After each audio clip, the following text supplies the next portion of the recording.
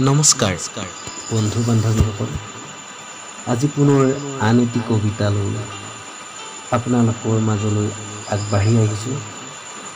আশা কৰোঁ আপোনাসৱে আঁকোৱালি ল'ব, বন্ধুসকলৰ মাজত ভাগ বিতৰণ কৰি দিব। আজিৰ কবিতাৰ শিৰোনাম তুমি কথা দিলে। মই তেতিয়াই সঘনাই আহিম, তুমি যেতিয়া চোতালখন চিকুণাই থবা। লাহে লাহে এখোজ দুখোজকৈ আগুৱাই যাম, তুমি গমেই নাপাবা। যেতিয়াই মই তোমাৰ চৰাঘৰত বহিম, তুমি তেতিয়া আঠে বেঠে মোক আলপৈচান ধৰিবা। তোমালোকৰ ঘৰলৈ অহা যোৱা কৰি কৰি পদূলিৰ বোকা পানী নেফানেফ কৰি দিম।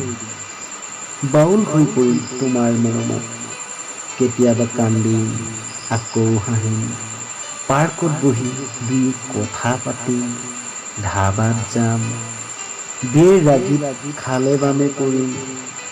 কাষলৈ আহি তুমি আলফুলে বুটলি নিবা, য'তে ত'তে বমি কৰিবা, গালি গালাজ কৰিবা আৰু ময়ো গালি গালাজ কৰিম।